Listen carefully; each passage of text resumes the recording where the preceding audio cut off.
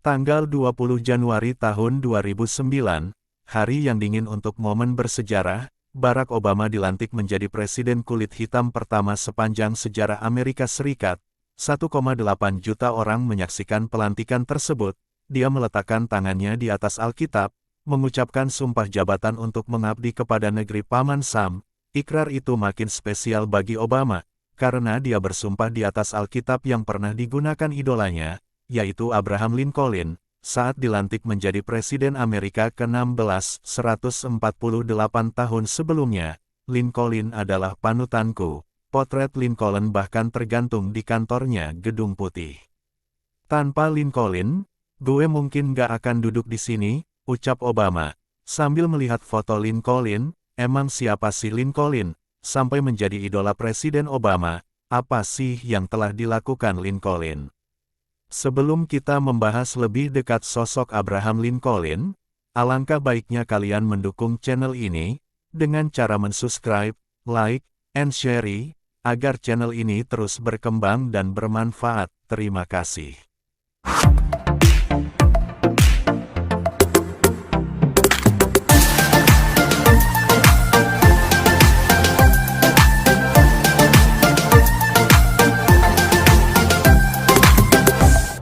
Jejak kehidupan Abraham Lincoln. Abraham Lincoln lahir di Kentucky, tanggal 12 Februari tahun 1809 dari pasangan Thomas Lincoln dan Nancy Hanks Lincoln. Sejak kecil, ia sering dipanggil Abe. Ayahnya adalah seorang tukang kayu dan ibunya adalah seorang ibu rumah tangga. Saat kecil, ia dan adik-adiknya sempat dikirim oleh kedua orang tuanya ke sekolah. Namun karena desakan pekerjaan ayahnya, ia terpaksa putus sekolah dan membantu ayahnya. Ia pun menjadi seorang anak yang buta huruf dan tidak memiliki pendidikan. Pada musim gugur tahun 1818, suatu penyakit aneh menjangkit orang-orang di daerah tempat Abe tinggal. Salah satu orang yang terjangkit penyakit itu adalah ibu Abe. Dalam kurun waktu seminggu kondisi ibunya terus menurun dan kemudian meninggal. Peristiwa ini memberikan luka dalam bagi Abe dan adik-adiknya. Keluarga yang biasanya penuh kehangatan dan kegembiraan seketika menjadi dingin dan sunyi.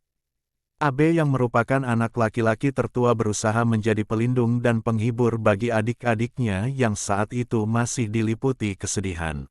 Berselang beberapa waktu, ayah Abe membawa ibu baru bagi anak-anaknya. Namanya adalah Sarah Bush. Ia adalah seorang janda dengan 2 anak. Ia adalah seorang wanita yang kuat, cakap, dan hangat. Tidak lama setelah kedatangannya, rumah yang awalnya sempat dingin dan sunyi kembali hangat dan bersahaja. Ketika Abe berumur 11 tahun, sebuah sekolah baru dibuka tidak jauh dari tempat tinggalnya. Ibunya yang mengetahui hal itu berinisiatif untuk membawa anaknya ke sekolah. Namun ayahnya berpendapat bahwa anak laki-laki akan lebih baik jika bekerja di ladang. Karena ibunya tetap bersikeras untuk menyekolahkannya, maka ayahnya membiarkan Abe untuk pergi ke sekolah. Belum genap setahun bersekolah, Abe sudah gemar membaca. Ia bahkan sering menempuh perjalanan bermil-mil untuk meminjam sebuah buku. Selain gemar membaca, ia juga gemar menulis. Ia sering menulis karangan-karangan. Ia menggunakan penyodok arang sebagai media tulis dan menggunakan arang sebagai alat tulis. Pada umur 19 tahun, Abe dan keluarganya mengadakan perjalanan menggunakan perahu ke New Orleans. Di sana, untuk pertama kalinya ia berhadapan langsung dengan perbudakan. Saat melihat itu timbul rasa jijik di dalam dirinya. Tak lama setelah peristiwa itu, keluarga Abe sekali lagi pindah. Mereka pindah ke Illinois dan kemudian mendirikan sebuah rumah baru.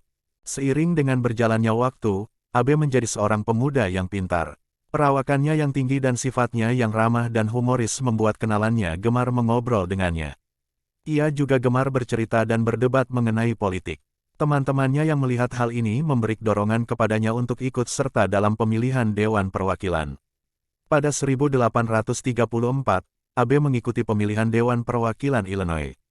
Ia yang saat itu masih berumur 25 tahun terpilih menjadi Dewan Perwakilan. Kemudian pada tahun 1836, ia mendapat izin untuk membuka praktek pengacara. Ia menjadi seorang pengacara yang sering menolong orang-orang miskin. Terkadang ia hanya dibayar dengan hasil pertanian oleh klien-kliennya yang tidak mampu. Saat Abe bertugas menjadi pengacara, ia berkenalan dengan seorang wanita yang bernama Anne Rutledge. Seiring berjalannya waktu, mereka saling mencintai satu sama lain. Tapi sayang, wanita itu meninggal dunia beberapa saat sebelum mereka menikah. Untuk menutupi rasa patah hatinya, ia menjadi semakin banyak bekerja dan menghabiskan waktunya untuk melayani masyarakat. Beberapa tahun kemudian, ia bertemu dengan seorang wanita yang bernama Mary Todd. Mereka saling jatuh cinta lalu memutuskan untuk menikah pada tahun 1843 ketika Abe berusia 37 tahun, ia mulai masuk ke gelanggang politik nasional.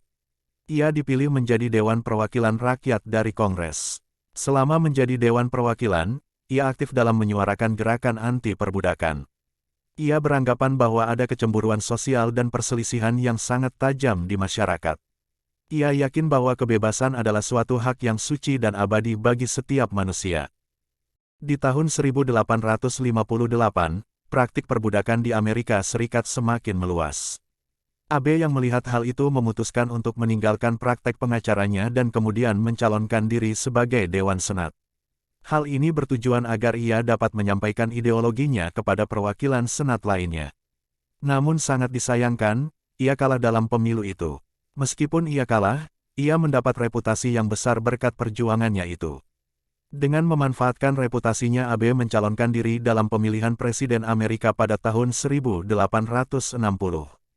Ia memenangkan pemilihan itu. Reputasi penghapusan perbudakan.